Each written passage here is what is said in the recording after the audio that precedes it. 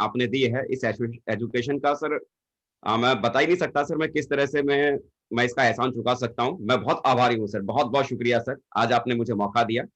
आज मैं सुभाष सर का भी बहुत बहुत धन्यवाद देता हूँ, अरिजीत सरकार जी का और संजय यादव जी का, जो आज आप लोगों ने मुझे अपनी टीम से मिलना मुझे मौका दिया। मेरा सौभाग्य है कि आपकी इतनी दमदार टीम से आज मुझे कई बार मुलाकात करने का मुझे मौका मिला। आज बड़ा है कि आज आपकी टीम से मुलाकात करके, और जितने भी मेरे साथी आज मुझे यहाँ पर सुन पा रहे हैं, मेरी तरफ से उन सभी को सुबह की नमस्कार, गुड मॉर्निंग, सत श्री अकाल, आदाब। आप सबका आज के सेशन में बहुत बहुत स्वागत है। दोस्तों, मैं आज के सेशन की मैं शुरुआत यहाँ से मैं करने जा रहा हूँ। सर ने जैसा कि एक लिमिट समय दिया है, तो उस लिमिट समय में अपनी बातों को दोस्तों करने की शुरुआत करेंगे। मैं आप यहाँ पर देख पा रहे होंगे। जी सर।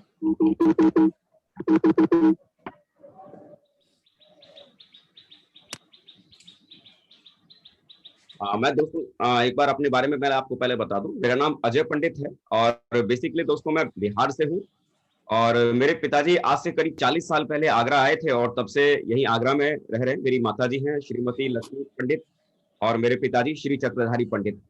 ये मेरे फादर हैं और ये मेरी मदर हैं। मेरे पिताजी दोस्तों इससे पहले मजदूरी किया करते थे, बड़े कारखानों में, ढलाई घरों में लोहा पिघलाया जाता था और वहाँ सांचों में कास्ट आयरन तैयार किए, सांचों में डाई बनाया करते थे, पैटर्न बनाया करते थे, मजदूरी किया करते थे। बड़ी मुश्किल से 7,000 रुपया महीना कमाया करते थे शुरुआती जिंदगी में। मैं अपने परिवार में दोस्तों अगर बात करूं तो मुझे मिलाकर मुझसे 2 छोटे भाई और हैं, मतलब हम 3 भाई बहन हैं। यहाँ इस तस्वीर में जो आप देख पा रहे हैं, एक हरी रंग की एक टी शर्ट पहन के एक बच्चा आपके सामने खड़ा है। ये बच्चा कोई और नहीं बल्कि मैं ही हूँ। एक बहुत छोटा परिवार था, आगरा शहर में रहते जरूर थे, कहने के बहुत बड़ा शहर था, आगरा शहर था, लेकिन मजदूरी करने वाले पिताजी थे। रहने के लिए एक छोटा सा मकान, टीन शेड का एक घर था, जिस टीन शेड के मकान में रहा करते थे। लेकिन छोटा परिवार होने के बावजूद भी, पिताजी मजदूरी करने के बावजूद भी, उनके सपने थे कि उनका बच्चा किसी ना किसी अच्छे स्कूल में पढ़े, और अपने मोहल्ले के सबसे बेहतर स्कूल में उन्होंने पढ़ाया भी। कॉन्वेंट स्कूल में शुरुआत से उन्होंने पढ़ाया। अक्सर करके अड़ोस पड़ोस में लोग कहा करते थे कि भाई साहब, मेरे पिताजी को कहा करते थे कि भाई साहब, अगर आपके बच्चे हिंदी मीडियम स्कूल में अगर पढ़ लेंगे तो क्या आपका बच्चा काबिल नहीं बनेगा क्या? तो मेरे पिताजी उस समय यही कहा करते थे कि भले हम एक समय का खाना कम खाएंगे, लेकिन हम अपने बच्चों को बेहतर से बेहतर एजुकेशन देंगे।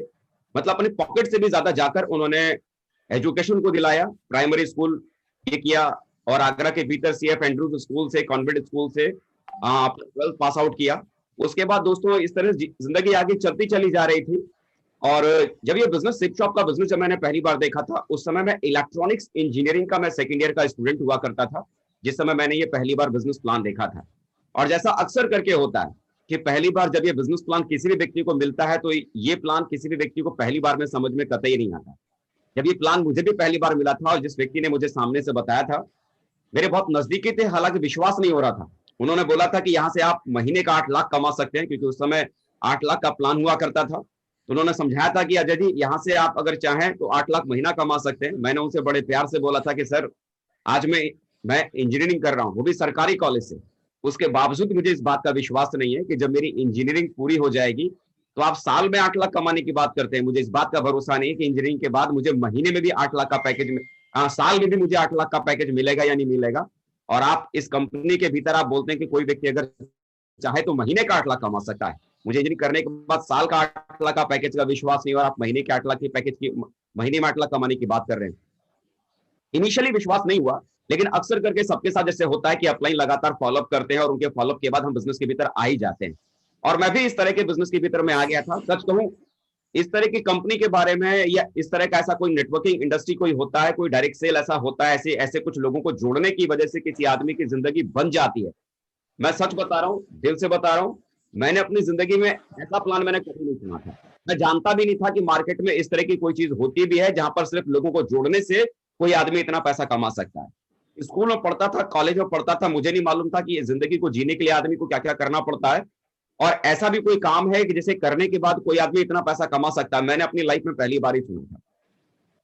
लेकिन लगातार उनके फॉलोअप करने की वजह से बिजनेस के भीतर में आ गया था, लेकिन विश्वास फिर भी नहीं हो पा रहा था।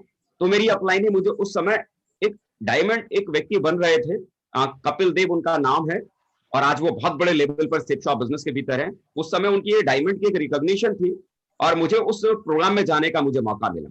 मैं नहीं जानता था कि डायमंड क्या होता है और डायमंड सेलिब्रेशन क्या कहते हैं, मैं कुछ भी नहीं जानता था।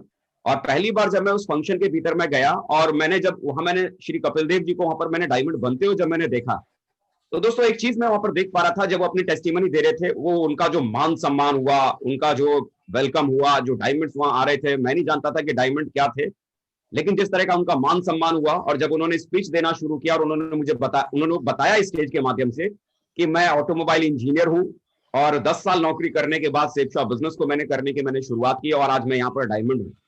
उस समय दोस्तों उस मीटिंग में बैठकर मैं एक बात को मैं सोच रहा था कि अजय, आज तो तू इंजीनियरिंग कर रहा है और सामने वाला व्यक्ति जो स्टेज पे खड़ा है, ये इंजीनियरिंग करने के बाद 10 साल नौकरी करने के बाद आज इनको सेफ शॉप बिजनेस की जरूरत पड़ी है और आज इन्होंने सेफ शॉप करने की शुरुआत की है। तो तू जरा सोच, तो तुमने तो अभी इंजीनियरिंग करना शुरू किया है, यानी 10 साल नौकरी करने के बाद तुझे भी आने वाले कल में सेफ शॉप की जरूरत पड़ सकती है। उस समय दोस्तों मुझे एक बात समझ में आई कि जब मेरे ही जैसा एक व्यक्ति जो वो भी इंजीनियरिंग के बैकग्राउंड से है और मैं भी इंजीनियरिंग कर रहा हूं, अगर वो सफल हो सकते हैं तो मैं क्यों सफल नहीं हो सकता। तो उनको उस डायमंड सेलिब्रेशन को देखने के बाद दोस्तों एक विश्वास बना कि यहां से वाकई जिंदगी बदलती है, क्योंकि एक व्यक्ति को जिंदगी बदलते हुए मैंने देखा था। और उसी समय के बाद मेरे अपलाइन ने मुझे बोला कि एक वर्कशॉप दोस्त अजय जी यहाँ पर होती है, इस वर्कशॉप में आपको जाना है। मैं सच बता रहा हूँ कि उस समय वर्कशॉप की जो करीब 5,000 रुपया उसका कंट्रीब्यूशन था दिशा का, और नागपुर में वो दिशा का ये बैच हो रहा था। मैं नहीं जानता था कि दिशा क्या चीज है। उन्होंने मेरी अपलाइन ने मुझसे बोला कि अजय जी आपको वहां पर जाना है, और सच बताऊं कि उस समय 7,000 रुपया मैनेज करना मेरे लिए बहुत बड़ी बात थी, क्योंकि मेरे पिताजी के पूरे महीने की तनख्वाह ही 7,000 रुपया हुआ करती थी। मेरे अपलाइन ने मुझे बोला कि अजय जी वहां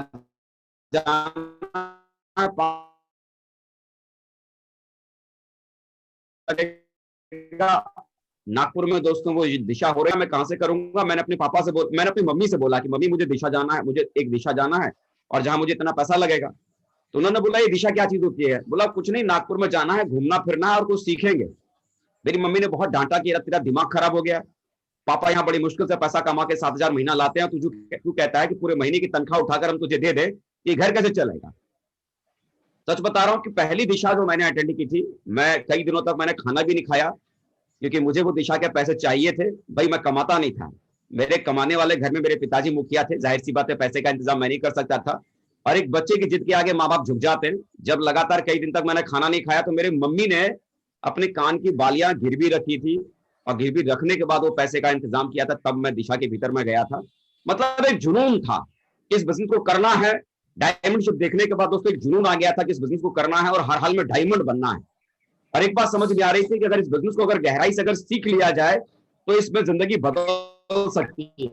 दिशा दोस्तों, मैं अपनी मम्मी की बालियों को गिरवी रखकर मैं दिशा की ट्रेनिंग को अटेंड करने के लिए मैं नागपुर गया था। और नागपुर में जाने के बाद दोस्तों यकीन मानिए, जिस तरह की जिंदगी वहां पर दिशा के भीतर मैंने जो जिया था, मतलब जिस तरह का खाना वहां मैंने खाया, मैंने अपनी लाइफ में इससे पहले इतना बढ़िया खाना नहीं खाया था।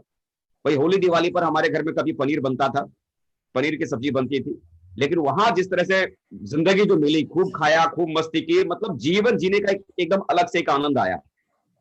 और उसके बाद दोस्तों जो सेशन जो शुरू हुआ, आज मैं बड़ा सौभाग्यशाली हूं कि दिशा के उस वर्कशॉप को मुझे सबसे पहली दिशा के वर्कशॉप को मुझे अटेंड करने का मौका हमारे ग्रेट ग्रेट ग्रेट महागुरु जी, इंडियन डायरेक्ट सेलिंग के आज रोल मॉडल, आज श्री संजय जैन सर के माध्यम से मुझे वो दिशा का पहला वर्कशॉप मुझे अटेंड करने का मौका मिला था। मैं उस समय सर को नहीं जानता था, लेकिन जिस तरह का वो वर्कशॉप दोस्तों चला, सच कहूं मैं इंजीनियरिंग कॉलेज में पढ़ता था और उस समय उस सेशन को अटेंड करते करते मैं एक बात मैं सोच रहा था कि आज मैं इतने बड़े कॉलेज में पढ़ता हूं, इतने बड़े बड़े प्रोफेसर हैं, लेक्चरर्स हैं, डीन हैं, इतने पढ़े लिखे लोग हैं, जिस तरह का ज्ञान यहाँ दिशा के भीतर दिया जाता है, इस तरह का ज्ञान वो हमारे कॉलेज के भीतर क्यों नहीं दिया गया। उस समय मैं सोच रहा था कि काश अगर ऐसा एजुकेशन अगर हमारी कॉलेज लाइफ में, हमारे स्कूल में, हमारे कॉलेज में अगर मिलता, तो मुझे नहीं लगता कि कोई भी प्रोफेशनल डिग्री लेने के बाद मार्केट में कोई आदमी बेरोजगार घूम सकता था। दिशा का वर्कशॉप दोस्तों वो जो अटेंड में जो मैंने किया, वो 4 दिन के उस वर्कशॉप ने मेरे दिल और दिमाग को बदल कर रख दिया। सच कहते हैं दिशा आपकी जिंदगी को दशा को बदल कर रख देता है। एक बात तो मैं कह सकता हूं दोस्तों, जिंदगी में अगर बहुत बड़ा विजन अगर आपको लेना है, बहुत दूर तक अगर सोचना है, डायमंडशिप आपको डायमंड बनने का कारण आपको देगा, मोटिवेट आपको करेगा, और दिशा आने वाले कल में एक बहुत बड़ा विजन देने का दोस्तों एक रास्ता आपके लिए बनेगा।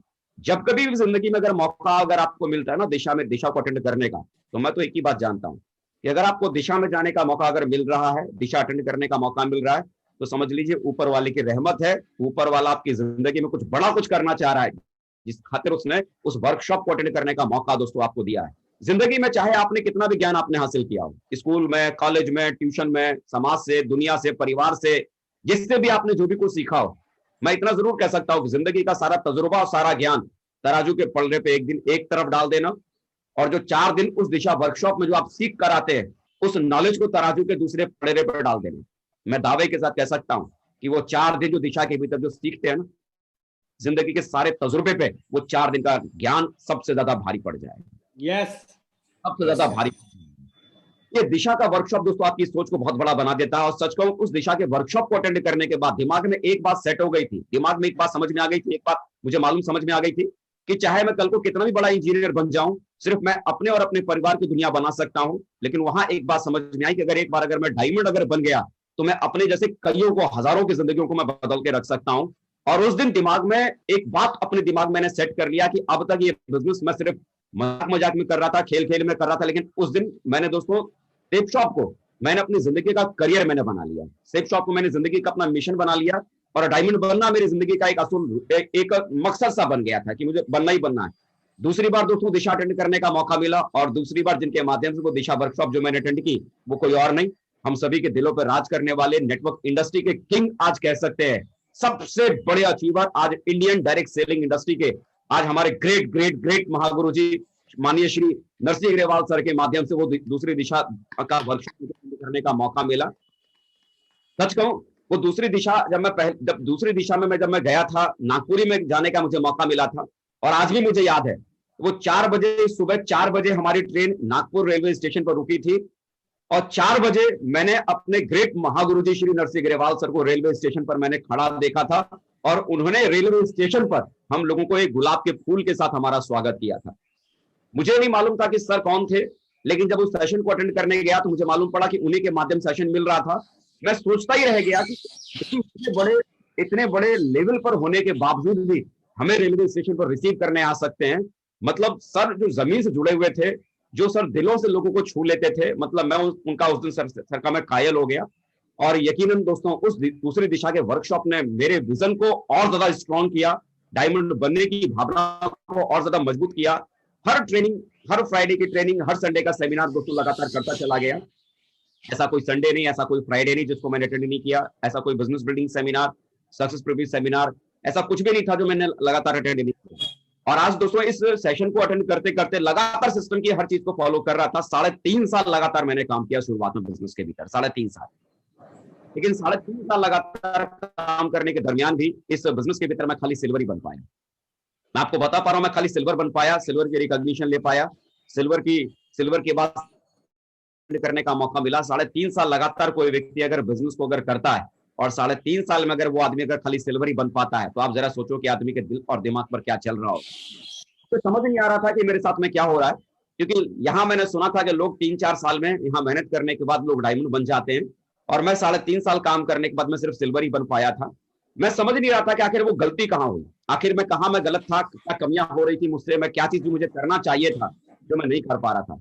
क्योंकि कोई भी आदमी अपनी गलतियों को कभी खोज नहीं पाता। और लगातार दोस्तों 3.5 साल काम करने के बाद सच कहूं इस बिजनेस के भीतर मैं पूरी तरह से फेल हो चुका था, और मैंने तय कर लिया कि हो सकता है कि दूसरे लोग जिन्होंने सेप शॉप बिजनेस को इससे पहले किया था, उनकी किस्मत शायद बहुत अच्छी थी, इस वजह से वो डायमंड बन गए। लगता है मेरी किस्मत उतनी अच्छी नहीं है जिस वजह से मैं डायमंड लगता है बन नहीं सकता। और बिलीव कीजिए 3.5 साल मेहनत करने के बाद, 3.5 साल काम करने के बाद, 3.5 साल सिर्फ सिल्वर बनने के बाद फाइनली इस बिजनेस को मैंने छोड़ देने का फैसला किया, और इस बिजनेस को मैंने छोड़ दिया। छोड़ने के बाद सच को मैं बहुत हताश था, बहुत निराश था, बड़ा परेशान था, समझ में ही नहीं आ रहा था कि जिंदगी में अब क्या किया जाए।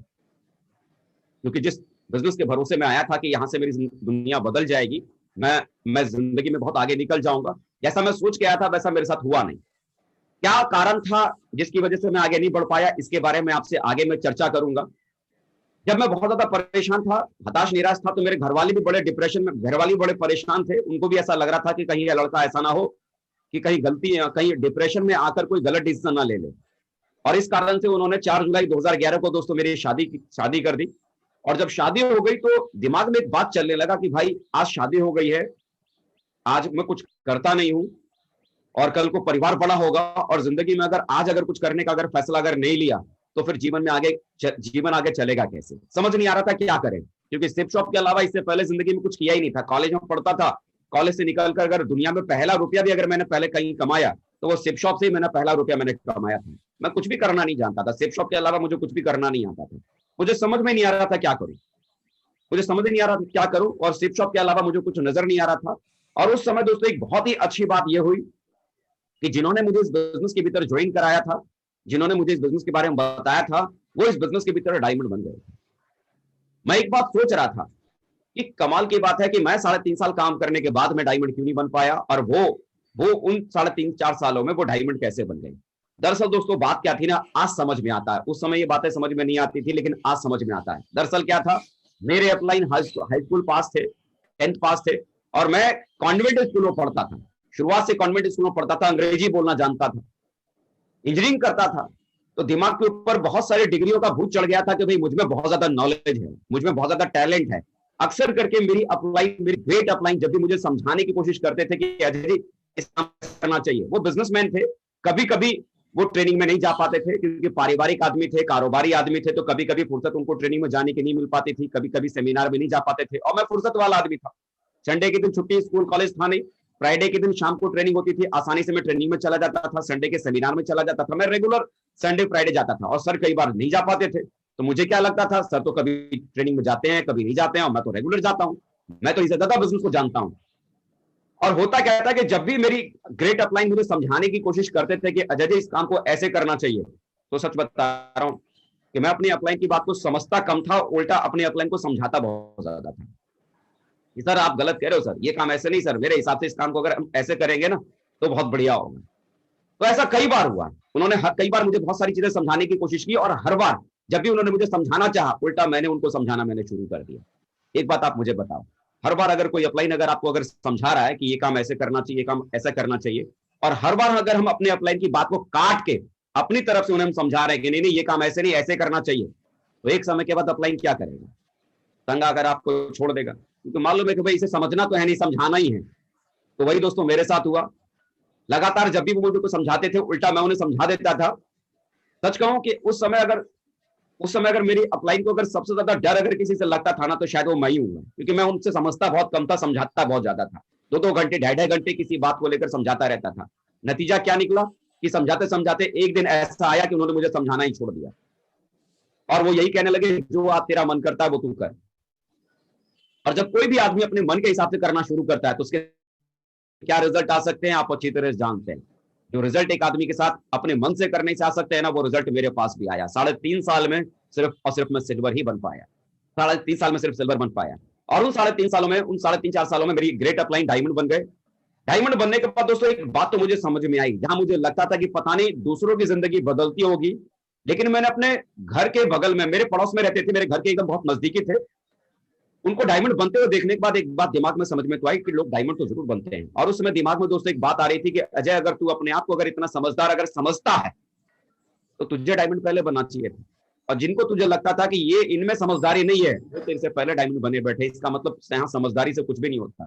दोस्तों उस दिन बात समझ में आई कि यहाँ समझदारी से कुछ भी नहीं होता। और बिलीव कीजिए, मेरी शादी हुई थी, शादी का सिर्फ 3 दिन हुआ था, शादी का सिर्फ 3 दिन हुआ था, और सर भी मेरी शादी में इनवाइटेड थे, मेरे परिवार से थे, सर भी मेरे परिवार से थे, वो इनवाइटेड थे मेरी शादी में। मेरी शादी हुई थी, मुझे समझ में नहीं आ रहा था मैं क्या करूं, लेकिन उनको डायमंड बनते हुए मैंने देखा था। उनके पास में मैं गया और उनसे मैंने बोला कि सर मुझे भी डायमंड बनना है और मैं भी इसमें आगे बढ़ना चाहता हूँ।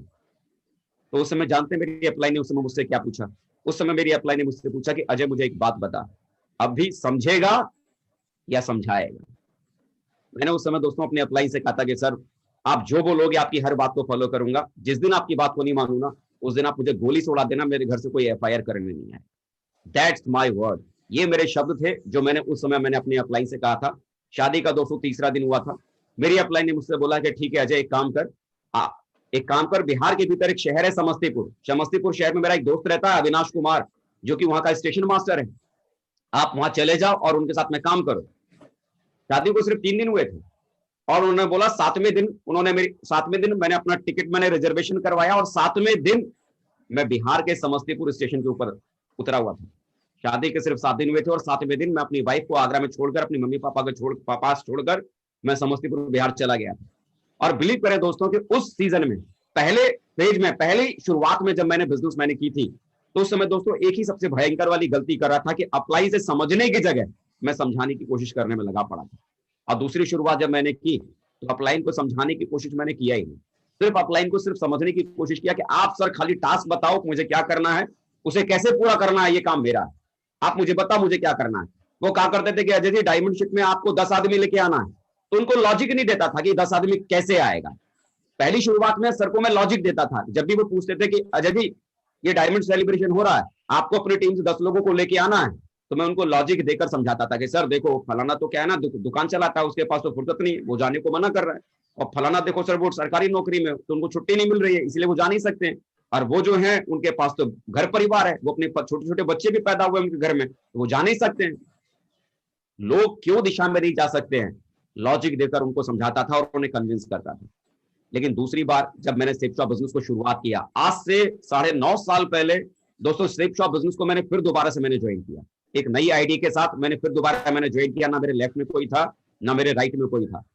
और उस दोबारा शुरुआत में उनको लॉजिक नहीं दिया, उन्होंने बोला कि अजय जी 10 आदमी आपकी दिशा में चाहिए, कारण नहीं बताया कि 10 आदमी क्यों जाएगा, कैसे जाएगा। अब उन्होंने 10 लोगों को भेजने का टास्क दिया, वो कहां से जाएगा ये खोजना मेरा काम था, कहां से खोद के निकालूंगा ये खोजना मेरा काम था। वो सिर्फ टास्क बताते थे, उस टास्क के ऊपर दोस्तों काम करना शुरू किया और लगातार दोस्तों काम करने की वजह से रिजल्ट आने शुरू हो गए। क्योंकि जब अपलाइन की आप सुनना शुरू कर देते हैं ना, तो रिजल्ट आपके पास में आना शुरू हो जाता है। जब अपलाइन को समझाने की जगह अप्लाई से समझना शुरू कर देते हैं ना, तब आपकी दुनिया बदलनी शुरुआत हो जाती है।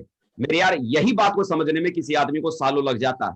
आज मैं बड़ा अफसोस करता हूं कि काश वो 3.5 साल मैंने अपलाइन को समझाने की जगह खाली समझा होता, तो न जाने यार मेरा लेवल क्या होता। लेकिन आज मैं इतना जरूर आप लोगों को कह सकता हूं कि मेरे यार अपलाइन को समझाने की कोशिश मत करना, अपलाइन से समझने की कोशिश करना। और अपलाइन को समझना शुरू किया तो 2011 में मैंने बिजनेस शुरू किया था। अगस्त 2011 में मैंने बिजनेस दोबारा शुरू किया और उसके बाद उस नई आईडी के ऊपर 9 दिसंबर 2012 को मैं पर्ल बना। 27 अप्रैल 2013 में मैंने अपनी लाइफ की सबसे पहली कार, छोटी सी गाड़ी थी, बहुत कम कीमत की थी, 4 लाख रुपए की इयॉन कार थी, वो मैंने खरीदी थी। वो कार बहुत छोटी जरूर थी, लेकिन जिस घर का मुखिया सिर्फ 7,000 महीना कमाता हो, उस घर में अगर 4 लाख की कार भी अगर आ जाए ना, तो कार नहीं, वो हवाई जहाज के बराबर था। मतलब मेरे लिए बहुत बड़ा अचीवमेंट था। बिलीव का लेवल बहुत बढ़ गया था, भरोसा बहुत बढ़ गया था और लगने लगा था कि दुनिया यहां से बदल सकती है। और लगातार दोस्तों आगे बढ़ता चला गया। 5 मई 2013 को मैं इस बिजनेस के भीतर टोपाज बन गया। 7 मार्च 2014 को इस बिजनेस में मैं एमरल्ड बना। 3 अगस्त 2014 को इस बिजनेस के भीतर मैं रूबी कंप्लीट मैंने कर लिया। और वो ड्रीम लेवल जिसे पाने का हर किसी का सपना होता है, 8 फरवरी 2015 को इस बिजनेस के भीतर मैं दोस्तों अपने उस ड्रीम लेवल पर, डायमंड लेवल पर चला गया। दोस्तों शुरू के 3.5 साल जब मैंने काम किए थे, सिर्फ सिल्वर बन पाया था। कब? जब मैंने अपने अपलाइन की नहीं सुनी थी। और जब दोबारा सेफ शॉप बिजनेस को जब मैंने शुरू किया, तो अगले 3.5 साल में मैं डायमंड बन चुका था। अगले 3.5 साल में मैं डायमंड बन चुका था। शुरू के 3.5 साल सिर्फ सिल्वर और अगले 3.5 साल में मैं डायमंड बन चुका था। वजह, पहली शुरुआत में मानने को तैयार नहीं था और दूसरी शुरुआत में उनको माने बगैर रह नहीं सकता था। लॉजिक खत्म। और उसके बाद लगातार दोस्तों रिकॉग्निशन लेवल बढ़ता चला गया। हमारे ग्रेट महागुरु जी के माध्यम से वीनस का सम्मान मिला, डायमंड एग्जीक्यूटिव क्लब में आने का मौका मिला। मरकरी दोस्तों इसके बाद रिकॉग्निशन ली। और आज इस बिजनेस के भीतर एक प्रेशर वाली जिंदगी में, जहां हार्डवर्क था, जहां तकलीफ थी, जहां जिंदगी में चैलेंज था, परेशानी थी, और आज मैं बहुत सौभाग्यशाली हूं कि आज आप लोगों के बीच में क्राउन बनकर दोस्तों आप लोगों से मैं बात कर पा रहा हूं। क्राउन बनकर आज आप लोगों के साथ में सामने हूं। आज मैं कह नहीं सकता कि जिंदगी कितनी बड़ी हो गई। जीवन एक ऐसा था कि जब मैं आगरा शहर में रहता था, तो आगरा के भीतर दोस्तों बगल का एक शहर है मथुरा, 50 किलोमीटर की दूरी पर है। अपनी स्कूल लाइफ में कभी सेफ शॉप से पहले मैं आगरा से मथुरा तक भी घूमने कभी अपनी लाइफ में कभी नहीं जा पाया। लेकिन सेफ शॉप बिजनेस ने जिंदगी में इस उम्र में आज ढेर सारे देश आज घुमाए, पूरी दुनिया घूमने का मौका दिया। Singapore, Malaysia, Hong Kong, Macau, Thailand, Finland, Australia, Hungary, ब्रेस्लाविया, Slovakia, Spain, Tehran, Russia, Italy जैसे तमाम देश घूमे। 5 अप्रैल 2020 को स्विट्जरलैंड, पेरिस जाने का वीजा लगा हुआ था, लेकिन लॉकडाउन की वजह से नहीं जा पाया। लेकिन लॉकडाउन खुलने के बाद ये सारे टारगेट कंप्लीट कर चुका हूं। लंदन, ग्रीस, इटली के कर चुका हूं। दोबारा फिर से दुनिया घूमने की शुरुआत हो जाएगी। जो व्यक्ति 50 किलोमीटर दूर मथुरा नहीं घूम पाया, आज वो दुनिया घूम पा रहा है। ये सब कुछ किसकी वजह से? सेफ शॉप की वजह से दुनिया में हो पाया। ना केवल दूसरे देशों को दोस्तों मैंने अकेले ही घूमा, बल्कि अपनी वाइफ के साथ, अपनी पत्नी के साथ दोस्तों अलग अलग ढेर सारी कंट्रियों को मैं घूमा। मैंने जिंदगी में उसको उसको मैंने एंजॉय किया। आज मेरी 2 प्यारी सी बेटियां हैं। आज मैं कह सकता हूं कि अपनी इन बेटियों को मैं वो जिंदगी दे पा रहा हूं जिस जिंदगी के बारे में शायद लोग एक कल्पना करते हैं, शायद लोग सपना देखते हैं। आज मेरे माँ बाप को नाज है, आज मेरे माँ बाप को नाज है कि इस बिजनेस के ऊपर, आज अपने बेटे के ऊपर नाज है। शुरुआत में यकीन मानिए, जब आप ये बिजनेस करने की शुरुआत करेंगे तो शुरुआत में बहुत सारे लोग ऐसे होंगे जो आपके सपनों पर भरोसा नहीं करेंगे। आप उन्हें बताएंगे कि हम दुनिया ऐसा कर जाएंगे, वैसा कर जाएंगे, उसके बावजूद भी आपके सपनों पर वो लोग भरोसा नहीं करेंगे। और बड़ी बात, ये सपनों पर भरोसा नहीं करने वाले लोगों में से हो सकता है वो आपके माँ बाप भी होंगे, आपकी पत्नी होंगी, आपके बच्चे होंगे, आपके अपने होंगे, जो आपके सपनों पर भरोसा नहीं होंगे। मुझे याद है कि शुरुआत जब मैंने स्टेप शॉप बिजनेस की थी तो मेरे पापा कहा करते थे कि देख बेटा, हर आदमी की जिंदगी में डायमंड बनना नहीं लिखा होता, हर आदमी करोड़पति नहीं बन सकता है। तो उस समय मैं अपने पापा से कहता था कि पापा जी, जब मैं पैदा हुआ था तो क्या आपने किसी पंडित जी से मेरा जन्म पत्र दिखवाया था क्या? तो वो मुस्कुरा के बोलते थे कि बोला ऐसा क्यों पूछ रहा है? तो मैं कहता था, पापा जी, जब आपने किसी पंडित जी से मेरी जन्म पत्री दिखवाई नहीं तो आपको कैसे पता चला कि आपका बेटा करोड़पति नहीं बन सकता है? दोस्तों उस समय मैं अपने पापा जी की बात नहीं मानी थी। पापा कहा करते थे कि बेटा देख, हर किसी का नसीब नहीं होता, हर किसी के नसीब में नहीं लिखा होता कि वो करोड़पति बन ही जाएगा। तू मजदूर के घर में पैदा हुआ, पढ़ लिख, ठीक से कोई नौकरी कर। उस समय दोस्तों सिर्फ अपने पापा की बात नहीं सुनी, मेरी अपलाइन जो हमेशा कहा करते थे कि अजय जी, आपकी दुनिया बड़ी हो सकती है, आप जिंदगी बहुत बड़ी बना सकते हो, भरोसा करो, आप डायमंड बन सकते हो। और अपलाइन की बात पर विश्वास किया और आज डायमंड बन गया। और आज बिलीव करें, आज मेरे माँ बाप नाज करते हैं, गर्व करते हैं कि अजय पंडित उनका बेटा है। आज जब अपने मोहल्ले में चलते हैं, घर में चलते हैं, तो गर्व करते हैं कि लोग उन्हें उनके बेटे के नाम से जानते हैं। और दोस्तों मैं बड़ा प्राउड फील करता हूँ, आज मेरी पूरी फैमिली आज बड़ा प्राउड फील करती है। अपने परिवार का सबसे बड़ा बेटा हूँ। अपने छोटे भाई की शादी भी इस बिजनेस की वजह से मैंने खुद की, और जहां मेरी शादी इससे पहले दोस्तों मंदिर में हुई थी और मेरे छोटे भाई की शादी भी मंदिर में हुई थी। हम 3 भाई हैं, हम दोनों भाइयों की शादी मंदिर में हुई थी। गरीबों के परिवार में जब शादियां होती है ना तो मंदिरों में ही होती है। लेकिन जब अपने छोटे भाई की शादी की, मैं डायमंड का शानदार बढ़िया आलीशान शादी की, शादी थी। आज मेरा पूरा परिवार बहुत खुश है। तब की जिंदगी में और अब की जिंदगी में दोस्तों इतना ही कह सकता हूँ कि जिंदगी में इतना बड़ा परिवर्तन आ चुका है जिसके बारे में सोच नहीं सकते। ये 2 तस्वीरें आप अभी सामने देख पा रहे हैं। एक वो तस्वीर आपके सामने यहाँ पर दिखाई दे रही है जब मेरी शादी हुई थी, और शादी के अगले दिन की ये तस्वीर है जब मैं स्टेप शॉप बिजनेस छोड़ चुका था, और ये आज की तस्वीर है। मतलब दुनिया इतनी बदल चुकी है, जिंदगी में इतनी सारी खुशियां स्टेप शॉप ने दी है जिसके बारे में बता नहीं सकता। मतलब जिन चीजों के बारे में लोग सिर्फ सपना देखते हैं ना, उन चीजों को आज इस बिजनेस की वजह से आज मैं हासिल कर चुका हूं। आज मैं सोचता हूं कि जब मैं आगरा के भीतर जब मैं रहा करता था, एक हमारा पुराना मकान था, टीन का मकान था, टीन शेड का मकान था शुरुआत में जब हम लोग आगरा में रहा करते थे। और बिलीव करो, जब हमारे अपलाइन कभी आया करते थे तो हमको कहा करते थे कि देखना अजय जी, करोड़ों का घर होगा, बड़ा महल होगा। तो उस समय अपलाइन थे, सीनियर थे, कुछ कहते नहीं थे, लेकिन मन ही मन लगता था कि इनका दिमाग खराब हो गया, टीन शेड के मकान में रहने वालों को सपने दिखा रहे हैं कि महल होगा। लेकिन मुझे नहीं मालूम था कि जिन सपनों के बारे में आप जिन सपनों के बारे में बात कर रहे थे, वो सपने जिंदगी में एक दिन हकीकत में बदल भी जाएंगे। और आज जिंदगी में इतने बड़े सपने पूरे हुए जिसके बारे में सोच नहीं सकता था। ये एक मकान आप देख रहे हैं यहाँ पर सामने बना हुआ, ये इस बिजनेस से मैंने पहली बार ये मकान मैंने खरीदा था। ये 2015 में इस घर को मैंने खरीदा था। ये पहला मेरा घर था जो सेफ शॉप की वजह से मैंने खरीदा था। करोड़ों की कीमत का ये मकान है। और मजे की बात, ऐसे मकान आज सेफ शॉप बिजनेस ने मुझे एक नहीं बल्कि मेरे यार 4 मकान का मालिक आज मैं हूँ। 4 मकान का मालिक आज मैं हूँ, और हर मकान की कीमत करोड़ों में, हर मकान की कीमत करोड़ों में। जिस घर में मैं रहता हूँ, आज वो मेरे सपनों का घर है। इस मकान में भी मैं रह रहा हूँ, जहां बैठकर मैं भी आप लोगों से बातें कर रहा हूँ। ये उस मकान के भीतर की कुछ तस्वीरें हैं। मैं सोच नहीं सकता था कि जिंदगी मुझे इस मुकाम तक भी ला सकती है, जिंदगी मुझे इस मुकाम तक भी ला सकती है। सपनों वाले घर के भीतर आज मैं रह पाता हूं। तो यकीन मानिए, आज जो आपके अपलाइन आपको जिन सपनों के बारे में बात कर रहे हैं, वो सपने सिर्फ सपने नहीं है। भरोसा कीजिए अपने उस अपलाइन पर। वो सपने जो आज आपके अपलाइन आपको दिखाने की कोशिश कर रहे हैं, वो सपने सच में आपकी जिंदगी में पूरे हो सकते हैं। बिजनेस में आते हैं तो हर व्यक्ति का एक ड्रीम होता है उस कैपिंग इनकम को लेने का। हर व्यक्ति का सपना होता है कि 2 लाख रुपए की इनकम को आज लेने का। आज दोस्तों सेफ शॉप बिजनेस के भीतर 2015 से मैं लगातार कैपिंग पे हूं, अनएंडिंग कैपिंग पे हूं, अनब्रेकेबल कैपिंग पे हूं। हर वीक कंपनी के सबसे हाईएस्ट इनकम 2 लाख रुपए सप्ताह की इनकम को आज मैं लगातार ले रहा हूं। इनकम के स्टेटमेंट आपके सामने भी हैं, लास्ट वीक के भी इनकम के स्टेटमेंट आपके सामने हैं। लगातार अनएंडिंग अनब्रेकेबल 2015 से लगातार पिछले 5-6 सालों से मैं कैपिंग इनकम को सेफ शॉप की वजह से मैं ले पा रहा हूं। और सेफ शॉप की वजह से पहली बार जब ज्यादा हैप्पीनेस वाले प्लान को जब लॉन्च हुआ तो सेफ शॉप की वजह से 12.25 लाख रुपए सप्ताह तक की इनकम को मैंने सेफ शॉप बिजनेस की वजह से दोस्तों मैंने कमाया है। तो ये जिंदगी में ये होता है, बिलीव करें, जिंदगी में ये होता है। कईयों को जब शुरुआत में ये बिजनेस मिलता है या उनके अपलाइन जब समझाते हैं, वो सिल्वर भी बन जाते हैं, वो गोल्ड भी बन जाते हैं, लेकिन विश्वास नहीं हो पाता है कि उनकी दुनिया बदल सकती है। भरोसा नहीं कर पाते कि जो अपलाइन उनको इतने बड़े सपने दिखा रहे हैं वो सपने भी कभी हकीकत में बन सकते हैं। मैं इतना ही कह सकता हूं, आपके अपलाइन जो भी सपने आज आपको दिखा रहे हैं उन सपनों पर खाली विश्वास करना, उन सपनों पर खाली विश्वास करना, बिलीव करना। जो सपने वो आपके अपलाइन आपको दिखा रहे हैं वो सपने सपने नहीं है, आपकी जिंदगी में एक एक करके सच होने वाली चीजें हैं। एक एक चीज पर खाली विश्वास करना, बिलीव। विश्वास ही करने में लोगों को बहुत ज्यादा टाइम लग जाता है, विश्वास ही करने में लोगों को बहुत ज्यादा टाइम लग जाता है। डायरेक्ट सेल इंडस्ट्री में दोस्तों जब मैंने काम करने की शुरुआत की, काम करने के दरमियान जो मैंने ट्रेनिंग के माध्यम से जो मैंने सीखा, मैंने अपने अपलाइनर्स जो मैंने सीखा, सीखने के बाद दोस्तों एक कुछ बातें जो मुझे समझ में आई कि कोई भी व्यक्ति डायरेक्ट सेल इंडस्ट्री में अगर कामयाब होना चाहता है तो कामयाबी को पाने के खातिर क्या करना चाहिए, जो मुझे समझ में आया।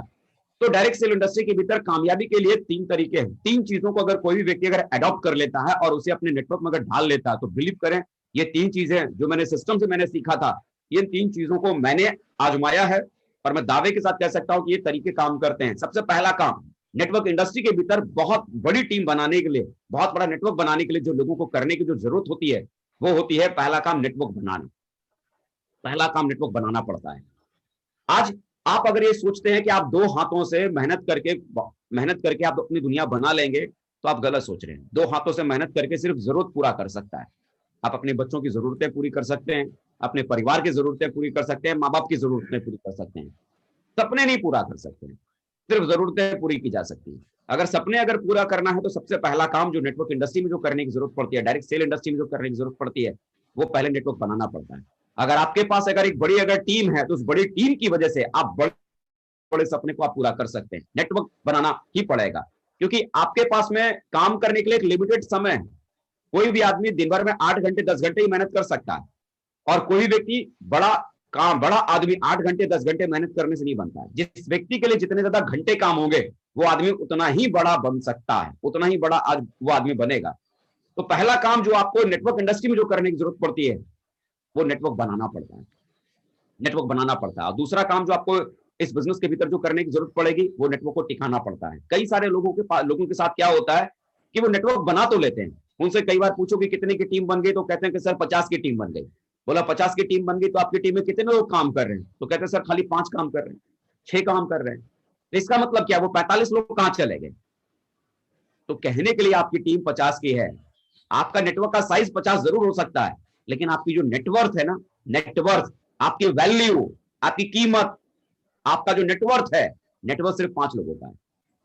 आप ठोकर बोल जरूर सकते हैं कि सर 50 आदमी की टीम है, लेकिन आपकी टीम में जो पावर है, वैल्यू है, सिर्फ 5 लोगों की है। नेटवर्क आपकी टीम का सिर्फ 5 का है। दोस्तों बिजनेस में नेटवर्क को बनाना और दूसरा सबसे बड़ा जो काम होता है नेटवर्क को टिकाना। अगर आपने टीम अगर बनाई और टीम को अगर आपने टिकाना अगर नहीं सीखा, कैसे वो टीम आपके साथ रुकेगी, कैसे आप उस टीम को आप होल्ड कर पाएंगे? अगर ये कलाकारी अगर आपने अगर नहीं सीखा तो आप बिलीव करें नेटवर्क बनाने के बावजूद भी आपको इस बिजनेस के भीतर कोई भी फायदा आपको नहीं मिल पाएगा। नेटवर्क बनाने के बाद नेटवर्क को टिकाना ये भी बहुत जरूरी वाला काम है कि आप नेटवर्क को रोक पाते हैं कि नहीं रोक पाते हैं। तीसरा जो सबसे जरूरी काम जो नेटवर्क इंडस्ट्री में जो होता है, नेटवर्क से सही डुप्लीकेशन करवाना, नेटवर्क से सही डुप्लीकेशन करवाना।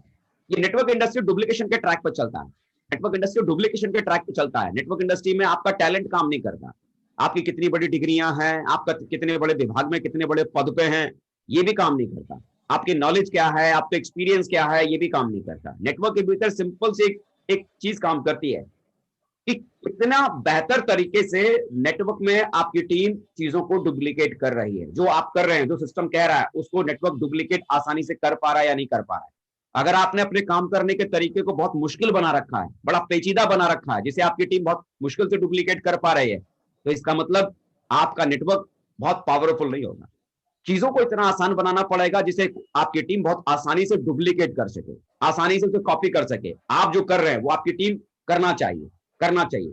और आप अगर अपनी टीम में ये डुप्लीकेशन के प्रोसेस को अगर आप इजी तरीके से अगर आप फ्लो कराने में कामयाब अगर हो गए, तो बिलीव करो नेटवर्क इंडस्ट्री में बहुत बड़े किंग बन सकते हैं। अब बात आती है कि नेटवर्क बनाने के लिए क्या करना पड़ता है। नेटवर्क बनाने के लिए क्या करना पड़ता है, तो नेटवर्क बनाने के लिए दोस्तों 4 तरीके हैं। कोई नई बात आपको नहीं बताऊंगा आज मैं, कोई नई बात नहीं बताऊंगा, ऐसी कोई बात नहीं बताऊंगा कि जो आपने किसी भी ट्रेनिंग में आपने नहीं सुना होगा, किसी मीटिंग में नहीं सुना होगा। मैं इतना ही जानता हूं कि नई बातों से दुनिया नहीं बदलती है। जो चीजें आपने इससे पहले सुनी हुई होंगी, बस उन चीजों को मैं खाली आपको याद दिलाने की कोशिश कर रहा हूं कि जिन चीजों को करने से सच में बनता है, इन चीजों को मैंने किया है, इन चीजों को हम जैसे ढेर सारे लोगों ने किया है जो आज की तारीख में डायमंड हैं। और ये चीजें अगर आप करना शुरू करते हैं तो ये चीजें आपके साथ भी होना शुरू होती है। नेटवर्क बनाने के 4 तरीके हैं। पहला नेटवर्क बनता कैसे है? जो भी व्यक्ति आपकी टीम में जुड़ता है, जुड़ने के 24 से 48 घंटे के भीतर उसका FIM जरूर कीजिए। FIM का मतलब फर्स्ट इंफॉर्मेशन मीटिंग। क्योंकि पहली मुलाकात में अगर आपने शुरुआत में जो व्यक्ति आपकी टीम में जुड़ रहा है, अगर शुरुआत में मान लो कोई बीज है, अगर उस बीज को अगर आपने बराबर सही तरीके से अगर केयर अगर नहीं किया, तो बीज को नष्ट होने में टाइम नहीं लगेगा।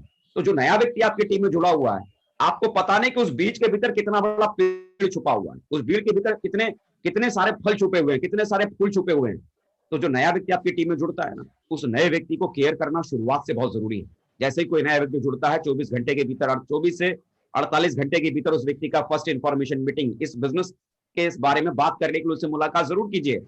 इस बिजनेस में उस व्यक्ति को क्या करना है उसके बारे में समझाइए, क्या नहीं करना है उस व्यक्ति को समझाइए। उस व्यक्ति के साथ बैठकर वही उसके घर में उस FIM मीटिंग में ही उसके साथ बैठकर 50 का, 100 का, 125 का, 200 आदमी का लिस्ट बनाइए।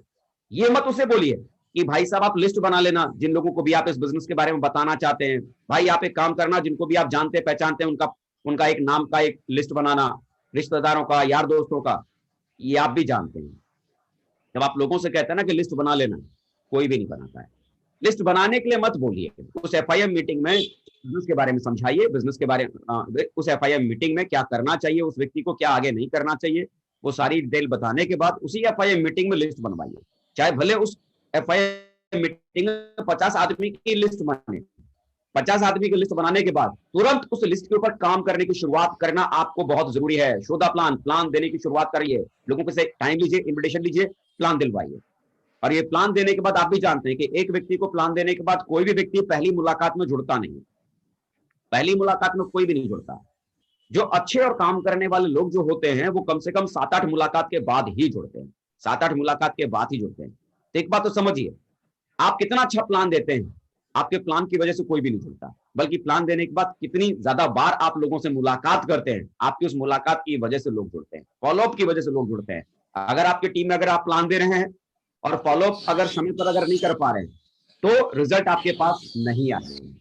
आप अगर चाहते हैं कि आपके पास में रिजल्ट आए, तो प्लान देने के बाद जो आपकी मुलाकात जो उस व्यक्ति से होनी चाहिए 48 घंटे के भीतर, दूसरी अगली मुलाकात, फिर 48 घंटे के भीतर, फिर उससे अगली मुलाकात 48 घंटे के भीतर, फिर अगली मुलाकात 48 घंटे के भीतर। रिजल्ट जो क्रिएट होता है वो फॉलोअप से होता है, रिजल्ट प्लान से नहीं होता। हो सकता है कि किसी व्यक्ति का प्लान बहुत खराब हो, बहुत ज्यादा अच्छा प्लान ना दिया हो, लेकिन वो फॉलोअप करने में एक्सपर्ट हो, मतलब प्लान देने के बाद 10-12 बार लोगों से मुलाकात करने की ताकत रखता है, वो हिम्मत रखता है। तो जो आदमी बहुत अच्छा प्लान देना जानता है लेकिन एक ही बार प्लान देता है, दोबारा मिलने के लिए नहीं जाता, उसके पास में रिजल्ट गिनती के होंगे, गिनती के। लेकिन जिस आदमी का प्लान बहुत अच्छा नहीं है, एक एवरेज टाइप का प्लान दिखाता है, सो मतलब नॉर्मल एक प्लान दिखा लेता है, लेकिन वो 10 से 12 बार फॉलोअप करने की ताकत रखता है। बिलीव करें, जिस व्यक्ति का प्लान सही नहीं है ना, ठीक से प्लान जो दे नहीं पाता, लेकिन 10-12 बार लोगों से मुलाकात करना जानता है, करने की ताकत है, उस व्यक्ति के पास में रिजल्ट ज्यादा होगा। यहाँ प्लान देने से रिजल्ट नहीं आता, प्लान देने के बाद आप कितनी बार लोगों से मुलाकात करते हैं, आपके फॉलोअप की वजह से रिजल्ट आता है। नेटवर्क बनाने के लिए दोस्तों ये 4 चीजें हैं। जो नया व्यक्ति जुड़ता है उसका FIM कीजिए, लिस्ट बनाइए, प्लान दिखाइए, फॉलोअप कीजिए, यही टेक्निक है। इसके अलावा और कोई तरीका नहीं नेटवर्क बनाने का। अगर आप ये सोचते हैं कि आपके अपलाइन कोई जादू चलाएंगे, कोई मंत्र आपको सिखाएंगे और उस मंत्र को आप बोलेंगे और आपकी टीम बनकर तैयार हो जाएगी, तो मेरे यार कोई भी मंत्र नहीं है, कोई भी जादू नहीं है। यही तरीका है, यही तरीका है, यही तरीका है, यही तरीका है। इस तरीके को अगर आप आजमाएंगे तो आपकी भी टीम बनेगी, और इस तरीके को अगर आपकी टीम आजमाएगी तो आपकी टीम के साथ भी टीम बननी शुरू होगी। तो सबसे पहला काम क्या करना जरूरी है? टीम बनाइए, और टीम बनाने के लिए क्या करना पड़ेगा? डेली प्लान दिखाइए, डेली प्लान दिखाइए, टारगेट बना के चलिए। अगर आप पार्ट टाइम में बिजनेस कर रहे हैं, अपनी नौकरी को करते हुए, अपनी दुकान को चलाते हुए, तो गोल बना के चलिए कि डेली अपनी नौकरी को करते हुए, डेली अपने दुकान को चलाते हुए 2 प्लान तो मैं रोज करूंगा, 2 प्लान तो मैं रोज करूंगा। और अगर आप फुल टाइमर हैं, कई सारे लोग बोलते हैं कि सर हम फुल टाइमर हैं, और उनसे पूछो कि दिन भर में आपने कितने प्लान दिए, तो वो क्या बोलते हैं कि सर 1 प्लान हुआ, सर 2 प्लान हुआ। तो अल्टीमेटली 1 और 2 प्लान क्यों हो पाया? क्योंकि आपके पास में अगले दिन की प्लानिंग नहीं है कि जब आप सुबह उठेंगे तो आपको जाना कहां है। आपका एक रूटीन होना चाहिए डेली। एक सक्सेसफुल आदमी वो आदमी होता है जिसके पास में डेली अपना एक रूटीन होता है कि मुझे क्या करना है, नेक्स्ट डे जब मैं सुबह उठूंगा तो मुझे क्या करना है। आपको यह तय करना पड़ेगा कि आप अपनी लाइफ में क्या बनना चाहते हैं, सक्सेसफुल या अनसक्सेसफुल। अगर सक्सेसफुल अगर आप बनना चाहते हैं तो आपको अपना एक रूटीन बनाना पड़ेगा कि सुबह उठने के बाद आपको क्या करना है। 6 बजे कहां जाएंगे, 7 बजे कहां जाएंगे, 8 बजे कहां जाएंगे, 9 बजे कहां जाएंगे, 10 बजे कहां जाएंगे, रात के 12 बजे तक का आपके पास में शेड्यूल होना चाहिए। फुल टाइम जो काम कर रहा है ना व्यक्ति सेफ शॉप में, डेली कम से कम उस व्यक्ति को 5 प्लान जरूर करना चाहिए, कम से कम 5 प्लान। बाकी इसके अलावा कितने भी फॉलोअप करो, कितना भी एफआईएम करो, कितनी भी ग्रुप मीटिंग करो, वो एक अलग बात है, लेकिन डेली 5 प्लान आपको जरूर करना चाहिए। दोस्तों मैं आपको अगर मैं बताऊं कि जब मैंने बिजनेस मैंने शुरुआत किया था, दूसरी शुरुआत जब मैंने की थी आज से 9.5 साल पहले, समस्तीपुर बिहार से, मुझे आज भी याद है कि जब मैं उस शहर में जब मैं गया था काम करने के लिए, तो दोस्तों अपने लिए मैंने एक गोल तैयार किया था कि मैं डेली 5 आदमी को प्लान दूंगा, डेली 5 आदमी को प्लान दूंगा। और मैंने तय कर रखा था, सुबह मैं 6 बजे, सुबह मैं 5 बजे उठता था, 6 बजे मोटरसाइकिल निकालकर फील्ड में निकल जाता था, और मैं अकेला वहां रहता था, खुद ही खाना बनाता था और खुद ही खाता भी था। मेरा सुबह फील्ड से लौटने का कोई टाइम नहीं था। कभी मैं 10 बजे लौटता था, कभी 11 बजे, कभी 12 बजे, कभी 1 बजे, कभी 2 बजे, कभी 3 और कभी कभी 4 भी बजता था। मैं वापस लौटता था, खाना बनाता था और खाना खा के फिर दोबारा से मैं वापस फील्ड में चला जाता था। सुबह का खाना मुझे नहीं मालूम था कितने बजे खाऊंगा, 10 बजे, 11 बजे, 12 बजे, जितने बजे फील्ड से फ्री हुआ वापस लौटा, खाना खा के फिर वापस फील्ड में चला जाता था। लेकिन रात का खाना खाने के लिए दोस्तों मैंने अपने लिए एक कंडीशन तय कर रखी थी। रात का खाना मैं उसी दिन खाता था जिस दिन मेरे 5 प्लान पूरे होते थे। मैंने अपने आप से कमिटमेंट कर रखा था कि जिस दिन मैं 5 प्लान नहीं बताऊंगा उस रात को मैं खाना नहीं खाऊंगा। और ये सिर्फ मैं कहने के लिए आज नहीं बता रहा हूं, मेरे ढेर सारे ऐसे साथी हैं जिन्होंने शुरुआत में मेरे साथ काम किया है, और वो जानते हैं कि जिस रात में 5 प्लान नहीं बता पाता था उस रात को मैं खाना नहीं खाता था। और जब रात को 11 बजता था, 11:30 बजता था, और अब जरा सोचो कोई व्यक्ति दिन भर भागा है, मार्केट में घूमा है, थका होगा, पसीना आया होगा, पेट भी दर्द कर रहा होगा भूख की वजह से। अब आप मुझे बताओ, मैं अकेला ही उस कमरे में रह रहा हूं, अकेला ही उस कमरे में हूं, खुद ही खाना बनाना है और खाना भी है। चुपचाप अगर बना के अगर मैं खा भी लूं तो कौन क्या कहने वाला है? कोई भी कुछ भी कहने वाला नहीं है ना। लेकिन उसके बावजूद मेरा कमिटमेंट क्या है कि खाना नहीं खाना है। और रात को 11:30 बजे, 12 बजे मैं अपनी टीम के लोगों को फोन करता था और उनको फोन करके पूछता था कि और अविनाश जी क्या हाल है? अविनाश जी कहते थे सर बहुत बढ़िया हाल है। बोला अविनाश जी कल का क्या प्रोग्राम है, कल किसके पास चलना है प्लान देने के लिए? तो वो कहते थे कि सर अभी तो कोई सोचा नहीं है, अभी कल सर देखते हैं किसके पास चलना है। तो मैं उस समय अविनाश जी से कहता था कि अविनाश जी ऐसे काम नहीं चलेगा। बोला अविनाश जी कुछ भी हो, कल मुझे आपका एक व्यक्ति का प्लान देना है, ऐसे अगर हम काम करेंगे तो कैसे काम चलेगा? अविनाश जी हर हाल में इस सप्ताह में आपका 1,000 रुपए का चेक निकलवाना है, कुछ भी करके 1,000 का चेक बनाना है। और अविनाश जी मुझको पता नहीं, कल मुझे आपका एक व्यक्ति का प्लान देना है, आप मुझे बताओ कल किसके पास आप मुझे लेके जाओगे? और ऐसा रात को सोने से पहले 10 से 12 लोगों को मैं फोन करता था और ऐसी बातें मैं उनसे करता था। अगर किसी व्यक्ति ने अगर मुझे फोन करके जवाब नहीं दिया तो फिर से मैं 10 मिनट बाद उनको फोन करता था कि हाँ अविनाश जी बताया नहीं कल कहां लेकर चल रहे हो? अरे सर मैं तो भूल गया था, वो स्टेशन पर ट्रेन पास कर रही थी तो उनको लाइन दे रहा था, सिग्नल दे रहा था, अब ये भी मैं फोन करता हूं सर। अब मुझे बताओ मेरा फोन दोबारा कटा तो सामने वाला व्यक्ति क्या करेगा? किसी ना किसी को फोन करेगा, किसी ना किसी से बात करेगा, समय सेट करेगा। अब आप मुझे बताओ सोने से पहले अगर मैं 10 से 12 लोगों को फोन कर रहा हूं और उनसे मैं बोल रहा हूं कि कल मुझे आपका प्लान देना है, कल मुझे आपका प्लान देना है, अब 10 से 12 लोगों को अगर मैं फोन करूंगा तो क्या लगता है अगले दिन के लिए मुझे 5 से 6 लोगों को प्लान देने के लिए मुझे टाइम मिल जाएगा कि नहीं मिल जाएगा? और डेफिनेटली मुझे नेक्स्ट डे 5 से 6 लोगों का प्लान देने के लिए मुझे मिल जाता था। अब आप मुझे ईमानदारी से बताओ, क्या मुझे अविनाश जी के 1,000 रुपए के चेक की चिंता थी क्या? सच कहो ना, नहीं, मुझे अविनाश जी के 1,000 रुपए के चेक की चिंता नहीं थी। मुझे चिंता सिर्फ इस बात की थी कि आज मैं भूखा सोया हूं, कल मुझे भूखा किसी भी कीमत पर नहीं सोना है। सिर्फ कल के खाने का इंतजाम कर रहा था, 5 से 6 लोगों का प्लान मुझे देना है, सिर्फ कल के खाने का इंतजाम कर रहा था। जब मैं लोगों को प्लान देने के लिए जाता था तो इस बात की परवाह नहीं करता था कि लोग मुझ पर हंसेंगे, मजाक उड़ाएंगे या मुझे हाँ बोलेंगे या ना बोलेंगे, मुझे मतलब नहीं था। मुझे मतलब सिर्फ किस बात से था, मुझे प्लान देना है और प्लान देने के बाद लगातार मैं लोगों का फॉलोअप करता था। अब जरा मुझे सोच के बताओ, अगर कोई भी व्यक्ति डेली अगर 5 प्लान अगर बता रहा है, कोई फुल टाइमर अगर काम कर रहा है और डेली 5 आदमी को प्लान बता रहा है, तो महीने में कितने दिन हो गए? 30 दिन। 30 दिन अगर 5 आदमी का रोज प्लान, तो महीने में 150 प्लान। अब 150 प्लान अगर कोई आदमी अगर करता है और 150 प्लान करने के बाद लगातार उनका अगर कोई व्यक्ति फॉलोअप अगर बराबर टाइम से अगर करे, तो क्या लगता है मेरे यार, 150 आदमी का प्लान देने के बाद लगातार फॉलोअप करो, तो क्या लगता है 15-20 लोग भी उसमें से नहीं जुड़ेंगे क्या? जी सर, डेफिनेटली जुड़ते हैं। और मेरे साथ जुड़ते, तो बिलीव कीजिए, जिस दिन से मेरा पहला चेक बना है उस दिन से लेकर आज तक की मेरी लाइफ में ऐसा कोई सप्ताह नहीं गुजरा है जिस सप्ताह मेरा चेक नहीं बना। वजह, फील्ड में कोई काम करे ना करे, मैं फील्ड में काम करने के लिए तैयार हूं। आपके ऊपर डिपेंड करता है कि आप अपनी टीम को क्या सिखाते हैं। अगर आप अपनी टीम को सिखाते हैं कि सुबह से लेकर रात तक काम करना चाहिए, तो लोगों को सिखाने से पहले आपको सुबह से लेकर रात तक फील्ड में रहना पड़ेगा। अगर आप चाहते हैं कि आपकी टीम डेली 5 प्लान फील्ड में रहकर करे, आपको करना पड़ेगा। मैं अपने पास में शुरुआत में एक पॉकेट डायरी रखता था। सुबह 6 बजे कहां जाना है, मेरा टाइम सेट। 7 बजे कहां जाना है, मेरा टाइम सेट। 8 बजे कहां जाना है, मेरा टाइम सेट। 9 बजे कहां जाना है, मेरा टाइम सेट। मेरा पूरा टाइम शेड्यूल मेरे एक पॉकेट डायरी में रहता था और बराबर उस पॉकेट डायरी से लेकर सुबह से लेकर रात के 12 बजे तक अपने अपॉइंटमेंट को मैं फिक्स करके रखता था। अगर सेम डे मेरी टीम से अगर किसी व्यक्ति ने अगर समय मांगा कि सर प्लान देना है या फॉलोअप करना है, मेरे पास समय नहीं होता था। मेरे यार, मैं ज्यादा नहीं कहता, कम से कम 1 दिन का रूटीन बनाकर तो काम करने की शुरुआत करो। क्योंकि सक्सेसफुल लीडर वही होता है जिसके पास अपना रूटीन होता है, काम करने का एक पर्टिकुलर एक रूटीन होता है। अगर आपके पास आपका रूटीन नहीं है, तो चाहे कितनी भी मेहनत कर लो, आपके पास कभी कभी रिजल्ट आएगा और कभी रिजल्ट नहीं आएगा। आपका कभी चेक बनेगा, कभी नहीं बनेगा। लेकिन प्रॉपर एक रूटीन के साथ अगर आप काम कर रहे हैं, तो आपका हर वीक चेक बनेगा और हर वीक बढ़ते हुए क्रम में आपका चेक बनेगा। हर वीक बढ़ते हुए क्रम में आपका चेक बनेगा। तो नेटवर्क बनाने के लिए क्या करना पड़ेगा? ये 4 चीजें हैं। ये 4 चीजें जो आपने हर फ्राइडे की ट्रेनिंग में आपने सुना है, हर मीटिंग में सुना है, हर ग्रुप मीटिंग में सुना है, आपके अप्लाई ने भी बताया है, मैं भी वही बता रहा हूं। यही तरीका है टीम बनाने का, यही तरीका है टीम बनाने का, यही तरीका है टीम बनाने का, और यही तरीका है टीम बनाने का। इसके अलावा कोई दूसरा तरीका है ही नहीं।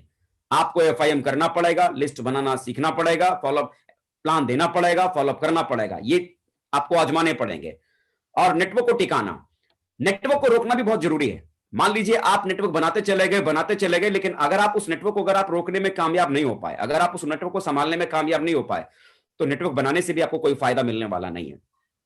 टीम बनाने के साथ साथ वो टीम आपके पास में रुकेगी कैसे, वो टीम आपको फॉलो करेगी कैसे, वो टीम काम करेगी कैसे, उसके ऊपर भी आपको काम करना पड़ेगा। देखिए, आपकी टीम में जो लोग जुड़ रहे हैं ना, आप उनसे डंडे के जोर पे काम नहीं करवा सकते। आप उनको ये नहीं कह सकते कि देखो भाई, अगर आपने दिन भर में अगर आपने 5 प्लान अगर नहीं दिया ना, तो देखो आपको हम नौकरी से निकलवा देंगे, आपकी हम तनख्वाह कम करवा देंगे, आपको हम यहां से आपको इस कंपनी से हम एकदम आपकी आईडी बंद करवा देंगे। ऐसा आप नहीं कह सकते। नौकरी में एक आदमी बॉस के डर की वजह से काम करता है, बॉस का डर आदमी से काम करवाता है। और कोई भी कारोबारी आदमी अपने व्यापार में लॉस की वजह से काम करता है कि उसका लॉस ना हो जाए, इस वजह से उस दुकान पे बैठता है। इस बिजनेस के भीतर कोई भी आदमी को अगर आप चाहते हैं कि वो आपकी बात को फॉलो करे, तो आप उसे डंडे के जोर पे काम नहीं करवा सकते, आप उसे धमका नहीं सकते, आप उसे डरा नहीं सकते। जब तक किसी का मन भीतर से नहीं करेगा कि मुझे सेफ शॉप बिजनेस करना चाहिए, उसका मन भीतर से नहीं करेगा, तब तक वो सुबह 6 बजे किसी का प्लान देने नहीं जाएगा, रात को 11:30 बजे किसी का फॉलोअप नहीं करेगा। 11:30 बजे फॉलोअप वही करेगा जिसका भीतर से जिसकी इच्छा शक्ति है कि मुझे डायमंड बनना है, मुझे लाइफ में कुछ करना है। सुबह 6 बजे प्लान देने के लिए वही निकलेगा जिसके भीतर के इंटेंशन पावर बहुत ताकतवर है, जो भीतर से जिसके दिमाग में है कि मुझे डायमंड बनना है। और आपको क्या लगता है सिर्फ आपके समझाने से सामने वाले व्यक्ति को सब कुछ समझ में आ जाएगा? नहीं नहीं। नेटवर्क को अगर आप टिकाना चाहते हैं ना, आप चाहते हैं ना कि आपकी टीम में जो लोग जुड़ रहे हैं वो आपकी टीम में जिंदा रहें, आपकी टीम में सर्वाइव करें और बहुत बड़ा काम वो करके दिखाएं। इसके लिए जरूरी क्या है? आप अपनी ताकत का इस्तेमाल मत कीजिए, खुद से लोगों को समझाने की कोशिश मत कीजिए। मेरे साथ में मेरे साथी थे जब मैं बिहार काम करने गया था, अविनाश कुमार स्टेशन मास्टर थे, अच्छी आमदनी थी, समाज में भी अच्छा रुतबा था। अब आप मुझे बताइए, मैं जब उनके पास पहली बार काम करने के लिए गया तो मेरी उम्र उनके बच्चों की उम्र के बराबर थी, उम्र में भी बहुत छोटा था। जो समाज में अगर बात करो तो लोग समाज में उनको उनके नाम से जानते थे और समाज में लोग मुझे मेरे पिताजी के नाम से जानते थे। मतलब मेरी पहचान तो खुद की भी नहीं थी, मेरे पिताजी के नाम की वजह से लोग मुझे जानते थे कि फलाने सिंह का बेटा है। मुझे लोग मेरे नाम से भी नहीं जानते थे। भाई अच्छी आमदनी थी, स्टेशन मास्टर थे, नौकरी अच्छी थी और मैं कुछ भी नहीं कमाता था, बेरोजगार। तो आप मुझे बताओ, फाइनेंशियल स्टेटस मेरा जीरो, सोशल स्टेटस मेरा जीरो, और लाइफ का कोई एक्सपीरियंस नहीं, और वो फुली एक्सपीरियंस वाले आदमी। तो मैं उस व्यक्ति से क्या बात करके मैं उनको प्रभावित करता, क्या कह के उनको कहता कि आप बिजनेस करो, बहुत बड़ा धंधा है, वो मेरी बात क्यों फॉलो करें? अगर आप लोगों को खुद से प्रभावित करने की कोशिश कर रहे हैं ना, तो आप फेल हो जाएंगे। आपको करना क्या पड़ेगा? आपको सिस्टम की ताकत का यहां फायदा लेना पड़ेगा, सिस्टम की ताकत का यहां पर फायदा लेना पड़ेगा। जो लोग आपकी टीम में जुड़ रहे हैं, जो लोग आपकी टीम में जुड़ रहे हैं, अगर आप चाहते हैं कि आपकी टीम नेटवर्क में रुके, आपकी टीम टिके, तो आप अपनी ताकत का यूज मत कीजिए, अपने टैलेंट का जोर मत लगाइए। जो आपकी टीम में जुड़ रहे हैं ना, उन्हें फ्राइडे की ट्रेनिंग से उनको जोड़ने की कोशिश कीजिए, उन्हें संडे के सेमिनार से उनको जोड़ने की कोशिश कीजिए, उन्हें ग्रुप मीटिंग में बिठाइए, उन्हें कोर ट्रेनिंग में बिठाइए, उन्हें लीडर्स मीटिंग में बिठाइए, उन्हें सक्सेस प्रीव्यू सेमिनार में बिठाइए, उन्हें बिजनेस बिल्डिंग सेमिनार में बिठाइए, उन्हें डायमंड सेलिब्रेशन को अटेंड कराइए, उन्हें दिशा के वर्कशॉप को अटेंड कराइए। इन सब एक्टिविटियों से उनको गुजारिए, इन सब एक्टिविटियों में उनको अटैच कीजिए। जितना ज्यादा लोग आपकी इन एक्टिविटियों में लगातार कंसिस्टेंसी के साथ लगातार इसमें बने रहेंगे, वही लोग आपकी टीम में जिंदा रहेंगे। आज भी अगर आप अपनी टीम में अगर देखते हैं, जैसे अगर आप कहते हैं कि सर मेरी 50 आदमी की टीम में 5 लोग काम कर रहे हैं, गौर कीजिए ये 5 लोग कौन है? ये वही 5 लोग हैं जो हर संडे के दिन सेमिनार में आपको मिलते होंगे, हर शुक्रवार के दिन ट्रेनिंग में मिलते होंगे। जब भी आप ग्रुप मीटिंग करते हैं, कोई आए चाहे नहीं आए, यही 5 लोग आपको उस ग्रुप मीटिंग में मिलते होंगे। जब भी कोई लीडर मीटिंग करते हैं, वहां पर आपको ये मिलते हैं। जब भी कोई आपके शहर में फंक्शन प्रोग्राम होता है, वो आपको वहां पर दिखते हैं। जब भी आप दिशा की बात करते हैं, तो वहां पर आपको दिखते हैं। ये वही 5 लोग हैं, और बिलीव कीजिए यही 5 लोग डायमंड बनेंगे। वो 45 लोग क्यों नहीं बन पाए? क्योंकि आप उन्हें वहां तक ले जाने में कामयाब नहीं हो पाए। आप अगर चाहते हैं ना कि आपकी टीम सर्वाइव करे, आपकी टीम रुके और बड़ा काम करे, तो अपनी ताकत का इस्तेमाल करने की जगह उन्हें सिस्टम की ताकत का इस्तेमाल करना सिखाइए। अविनाश कुमार जी जब मेरे साथ शुरुआत में जब मैं काम कर रहा था, तो उनको मैंने क्या किया, उन्हें मैंने डायमंड सेलिब्रेशन में अटेंड कराया। डायमंडशिप उन्होंने देखी, उनका विजन बड़ा हुआ कि भाई यहां तो जिंदगी बहुत बड़ी होती है, डायमंड तो बहुत बड़ा आदमी होता है, इतना मान सम्मान आदमी को मिलता है, इतनी बड़ी दुनिया आदमी की होती है। बोला हाँ। उन्हें मैंने दिशा वर्कशॉप में अटेंड कराया। जब वो दिशा वर्कशॉप अटेंड उन्होंने किया, डायमंड सेलिब्रेशन उन्होंने अटेंड किया, तो एक बात बताओ, आदमी जब डायमंड सेलिब्रेशन अटेंड करता है तो आदमी मोटिवेट हो जाता है, आदमी को कारण मिल जाता है कि मुझे जिंदगी में कुछ करना है, डायमंड बनना है। और जब आदमी दिशा अटेंड करता है, तो बहुत बड़ा आदमी को विजन मिलता है कि आने वाले कल में यहां से कितनी बड़ी दुनिया बन जाती है। और जब ये सब चीज उनको मिली, डायमंडशिप देखा, मोटिवेट हुए, दिशा अटेंड किया, लाइफ में कुछ बड़ा करने का विजन मिला, अब आप मुझे बताओ, वो डायमंड बनना चाहते हैं, आगे बढ़ना चाहते हैं, डायमंडशिप देखा है उन्होंने, दिशा देखा है, अब वो डायमंड बनने के लिए तैयार है कि मुझे डायमंड बनना है। अब समस्तीपुर शहर में उन्हें डायमंड कौन बना सकता है? मैं, क्योंकि वहां ये बिजनेस करना सिर्फ मैं ही जानता हूं। वो व्यक्ति जिनके सामने मैं उनके बच्चे की उम्र का था, वो व्यक्ति जो मेरी बात को फॉलो करने के लिए तैयार नहीं थे, लेकिन सिस्टम में जब मैंने उनको सिस्टम की एक्टिविटी में मैंने शामिल किया, तो उनके दिमाग में क्या आया कि मुझे डायमंड बनना है। सामने वाला व्यक्ति डायमंड बनने के लिए तैयार हो गया कि मुझे डायमंड बनना है, लेकिन डायमंड कौन बना सकता है? तो शहर में सिर्फ एक ही व्यक्ति है, मैं। अब वो व्यक्ति मुझे फॉलो करेंगे ना, मेरी बात को मानेंगे ना। मेरी उम्र छोटी है, उसके बावजूद वो डायमंड बनना चाहते हैं, तो मेरी बात को फॉलो करेंगे। आप भी अगर चाहते हैं कि आपकी टीम में लोग आपको फॉलो करें, लोग आपकी बात को माने, तो जरूरी क्या है? सबसे पहले उन्हें डायमंड बनना चाहते हैं, वो चाहत को ताकतवर बनाइए। और डायमंड बनने की चाहत उनकी ताकतवर कब बनेगी? जब सिस्टम की हर एक्टिविटी में आप उनको शामिल करके रखेंगे। सिस्टम की एक्टिविटी में जितने ज्यादा लोग आपके शामिल रहेंगे, उतना उनके भीतर की ताकत उनसे कहेगी कि हाँ मुझे डायमंड बनना है, मैं डायमंड बन सकता हूं। और जब भीतर की आवाज उनसे कहेगी कि मैं डायमंड बन सकता हूं, तो बिलीव कीजिए डायमंड बनाने के लिए तो उस समय आप ही उनके पास में होंगे। आप जो कहेंगे, आपकी हर बात को फॉलो करेंगे। लेकिन आप घर बैठ के उनको समझाने की कोशिश करेंगे, मालूम पड़ा डायमंड सेलिब्रेशन हो रहा है, आप डायमंड सेलिब्रेशन में लोगों को ले जाने की जगह आप घर बैठ के उनको समझा रहे हो कि देखो डायमंड आप कैसे बनोगे। दिशा का वर्कशॉप चल रहा है, आप दिशा में लोगों को ले जाने की जगह आप घर बैठ के समझा रहे हो देखो डायमंड आप कैसे बनोगे। आपके शहर में फंक्शन हो रहा है, आप फंक्शन में लोगों को बिठाने की जगह आप उन्हें घर बैठ के खुद समझाने की कोशिश कर रहे हो कि आप डायमंड कैसे बनेंगे। वो कभी नहीं समझेगा। अगर आपके समझने से अगर वो व्यक्ति समझ जाता ना, तो फिर तो वो व्यक्ति आपको फॉलो करता है। आपके समझने से नहीं समझेगा। हर व्यक्ति को थर्ड पार्टी चाहिए होता है, और सिस्टम की जो एक्टिविटियां हैं ये थर्ड पार्टी का काम करती हैं।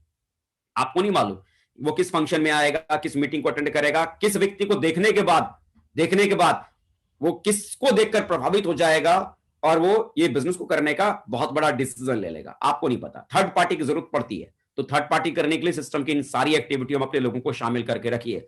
नेटवर्क अगर बनाने के बाद अगर नेटवर्क अगर टिकाना है, तो सिस्टम की एक्टिविटी में जितनी ज्यादा टीम को आप इन्वॉल्व करके रखेंगे, उतनी ज्यादा टीम आपकी सरवाइव करेगी, उतनी ज्यादा टीम आपकी रुकेगी। तो नेटवर्क को रोकना बहुत जरूरी है। और तीसरा जो काम करना जरूरी होता है, नेटवर्क से सही डुप्लीकेशन करना।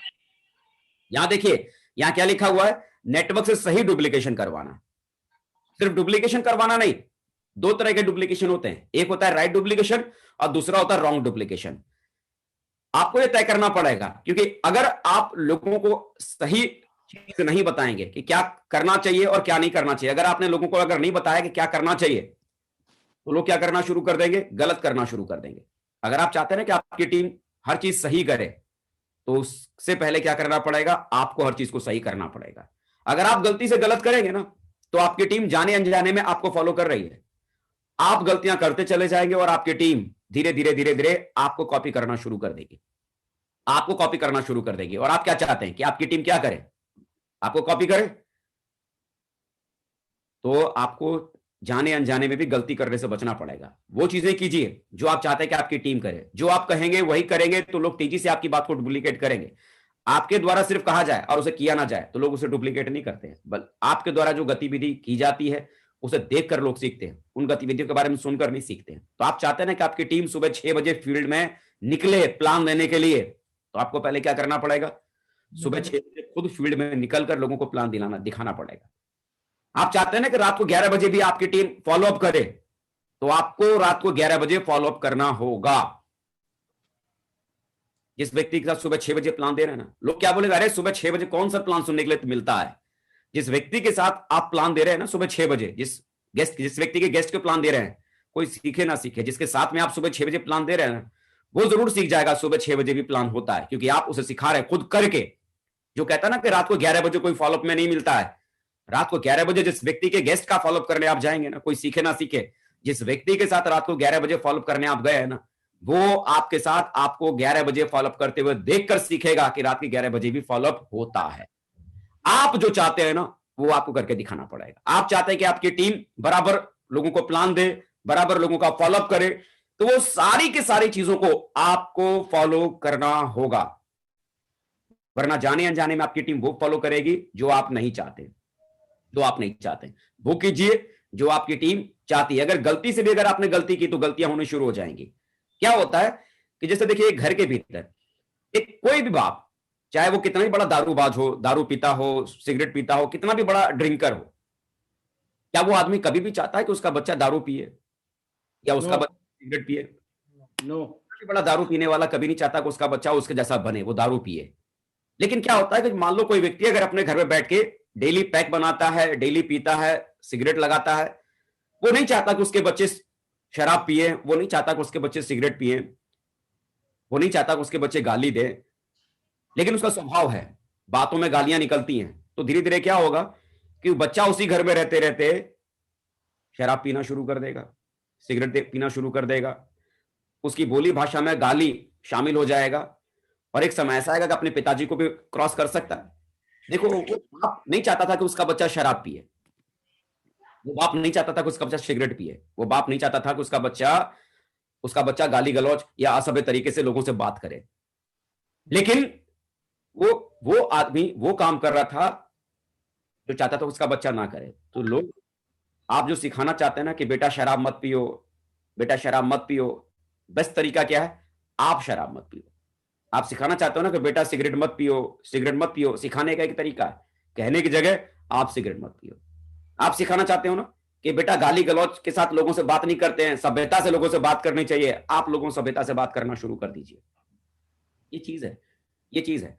आप जो चाहते हैं कि आपकी टीम में फॉलो हो, जाने अनजाने में भी गलत चीजें डुप्लीकेट ना हो, रॉन्ग डुप्लीकेशन आपकी टीम के भीतर ना हो, गलती से भी गलती करने से बचें, क्योंकि आपको खुद को नहीं पता कि आपकी टीम में कौन आदमी आपकी हर एक एक्टिविटी को फॉलो कर रहा है। आपने अगर गलती भी की ना, तो गलती से लोग उस चीज को कॉपी कर लेंगे और वो चीज आपकी टीम में डुप्लीकेट हो जाएगी।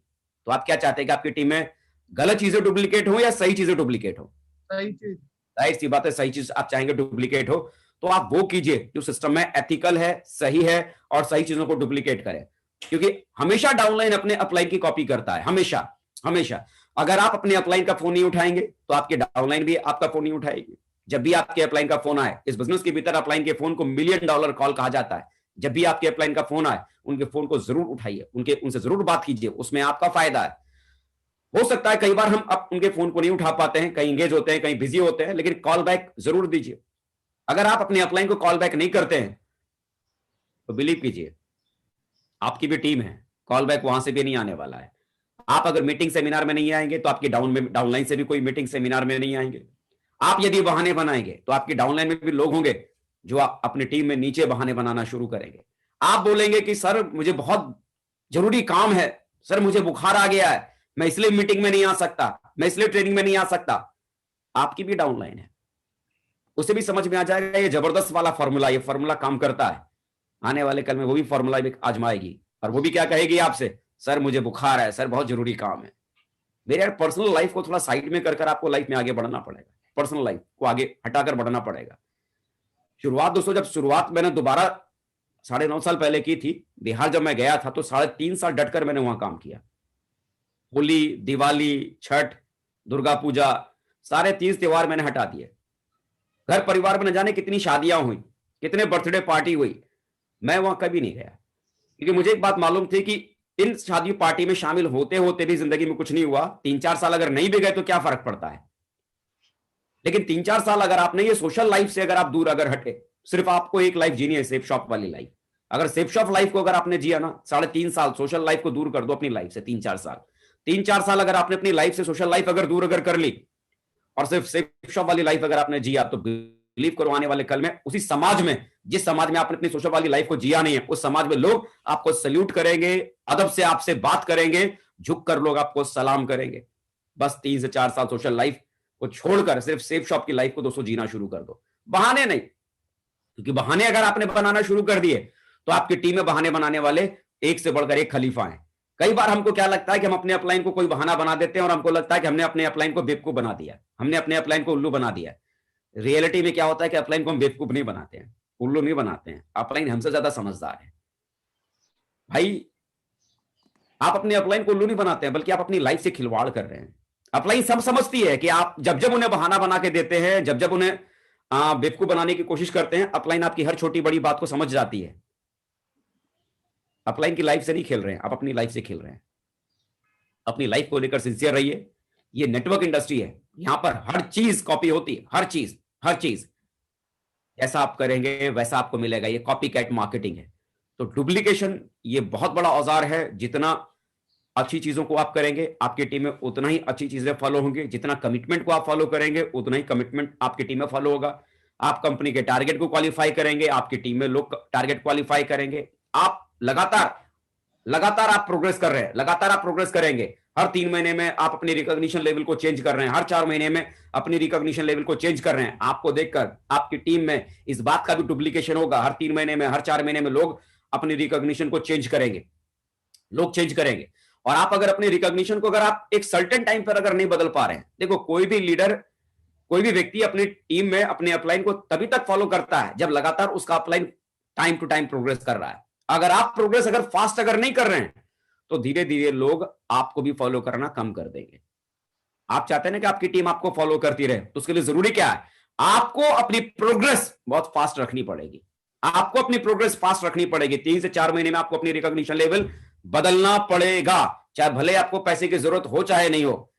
लेकिन अगर आप चाहते हैं कि आपका प्रभाव आपकी टीम पे बना रहे, तो आपका recognition level time to time change होना बहुत जरूरी है, बहुत जरूरी है।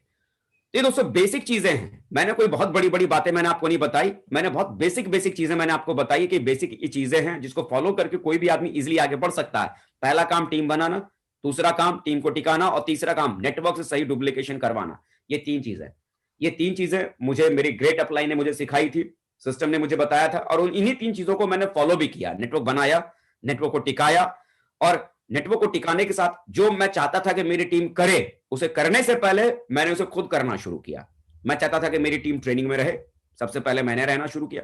मैं चाहता था कि मेरी टीम हर फंक्शन में रहे, मैं रहता था। मैं चाहता था कि मेरी टीम अर्ली मॉर्निंग सुबह जल्दी जागे, मैं उठता था। मैं चाहता था कि मेरी टीम बहुत मेहनत करे, मैं बहुत मेहनत करने के लिए तैयार था।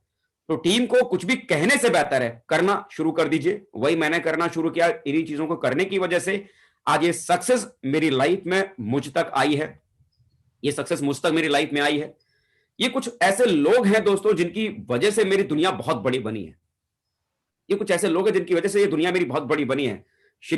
माननीय श्री राजीव चतुर्वेदी सर, माननीय श्री संजय जैन सर, माननीय श्री ओम प्रकाश सर और माननीय श्री नरसिंह ग्रेवाल सर, हमारे ग्रेट महागुरु जी। मतलब ये वो हस्तियां है ना जिन हस्तियों को मैंने सिर्फ स्टेज पे देखा है, सिर्फ मंच पे देखा है, कभी पर्सनली कभी बैठा नहीं, लेकिन मंच पे बैठे बैठे इन्हें भगवान की तरह मैंने इनको पूजा है। और स्टेज के माध्यम से जो भी बातें इनसे मैं सीखा और उन बातों को फॉलो कर दोस्तों मैं यहां तक आगे बढ़ा हूं। बहुत बड़ा रोल है इनकी लाइफ में, इनका मेरी लाइफ में। आज हमारे ग्रेट महागुरु जी श्री नरसिंह ग्रेवाल सर, मतलब इनके व्यक्तित्व की बातें मैं क्या कहूं। मतलब सर का व्यक्तित्व इतना बड़ा है, आप खुद भी जानते हैं कि सर के प्रभाव में आने के बाद मतलब ऐसा हो ही नहीं सकता कि आदमी की दुनिया ना बदले। और सर से मुलाकात करने के बाद कोई व्यक्ति प्रभावित ना हो, ऐसा हो ही नहीं सकता। बहुत सारी leaders meeting, red club meeting, diamond meeting और बहुत सारी मीटिंग सर के माध्यम से शुरुआत से मैंने अटेंड की है। और शुरुआत से मैंने देखा है कि सर की बातों में वो जादू है, मतलब सर की बातों में वो बात है। और सर को मैंने बहुत फॉलो किया है, सर को मैंने बहुत फॉलो किया है। और आज सर की उस लीडरशिप की क्वालिटी का आज मैं कायल हूं, जो सर ने एक छत के नीचे इतने सारे डायमंड को एक मंच पे खड़ा करके रखा हुआ है, ये यूनिटी में बांध के रखा है। ये बहुत बड़ी ताकत जो सर ने हमें सिखाई है, बताई है। मैं बड़ा एहसानमंद हूं कि आज जो सर की इतनी बड़ी बड़ी बातें जो मिली हैं मंच के माध्यम से हम लोगों ने सीखा है, उनकी बातों को मान मानकर आज हम लोगों ने अपनी दुनिया इतनी बड़ी बनाई है जिस दुनिया के बारे में सोच नहीं सकते थे। मेरे ग्रेट अपलाइन माननीय श्री माधव सर, माननीय श्री विजयपाल सर, सर के साथ बहुत सारी मीटिंग के साथ बैठा, सुनने का मौका मिला, सर से बहुत कुछ सीखा। और आज की तारीख में सर हमें गाइड भी कर रहे हैं, लगातार उनकी गाइडलाइन में हम लोग आगे बढ़ भी रहे हैं। Shri Shiv Kumar Sharma sir, Shri Satyaprakash sir, Shri Radheshyam Kushwaha sir, Shri Ajay Rajput sir. शुरुआती दौर में जब हम लोगों ने शुरुआत किया था तो बहुत सर ने हम लोगों की मदद की, बड़ा हमें सपोर्ट दिया। राकेश प्रसाद सर, आज ये मेरे भाई हैं, मेरे दोस्त हैं, मेरे अपलाइन हैं, मेरे साथी हैं। एक दोस्त की तरह, एक भाई की तरह इन्होंने शुरुआत से साथ दिया। तो आज ये सक्सेस जो मेरे पास में, ये सक्सेस अकेले मेरी मेहनत की नहीं है, बल्कि सक्सेस आज मेरे ग्रेट मेंटर्स की है। आज इन ग्रेट मेंटर्स ने मुझे सिखाया, मुझे बताया, इनकी उंगली पकड़कर मैं चला, जिसकी वजह से मैं यहां तक पहुंच पाया। तो ये लोग हैं जिनकी वजह से मुझे बहुत बड़े सपने देखने का मौका मुझे मिला, वरना शायद एक मजदूर का बच्चा कभी जिंदगी में इतने बड़े ख्वाब नहीं देख सकता था। अगर इतने बड़े ख्वाब देखने के लायक अगर बना तो ये ख्वाब दिखाने वाले ये सब महान हस्तियां थी जिन्होंने मुझे इतने बड़े ख्वाब देखना सिखाया।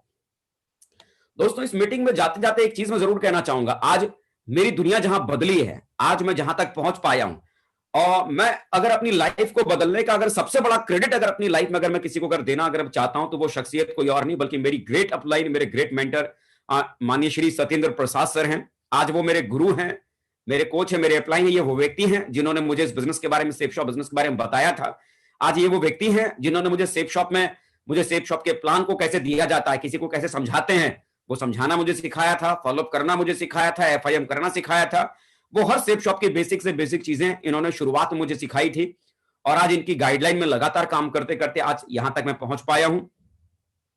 सच कहूं कि लोग कहते हैं कि भगवान के बारे में पूछते हैं, मैं जीते जागते आज इनको अपना भगवान कहता हूं। आज ये मेरे गॉडफादर हैं, मेरे आइडियल हैं, मेरे रोल मॉडल हैं, मेरे भगवान हैं। आज मुझ जैसे एक छोटे व्यक्ति की जिंदगी अगर बदली है तो उसका सबसे बड़ा क्रेडिट और सबसे बड़ा कारण आज ये है।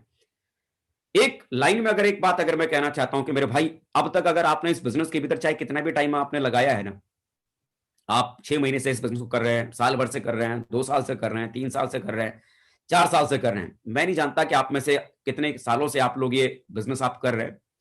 मैं इतना जरूर जानता हूं, इस बिजनेस के भीतर अगर आपको बहुत आगे अगर जाना है ना, बहुत आगे अगर जाना है, बहुत आगे जाना है, तो एक बात आप समझिए, ये बिजनेस आपके टैलेंट से नहीं चलेगा, ये बिजनेस आपके नॉलेज से नहीं चलेगा। Safe shop business, direct selling की दुनिया सिर्फ और सिर्फ अपलाइन का गेम है। नेटवर्क इंडस्ट्री सिर्फ और सिर्फ अपलाइन का गेम है। यहां आप अपने तरीके से कितना भी आप जोर लगा लो, अपने तरीके से आप चाहे कितनी भी कोशिश कर लो, होने वाला कुछ भी नहीं है। यहां जो रिजल्ट आपके पास में जो आएगा वो आपके अपलाइन की वजह से ही आएगा।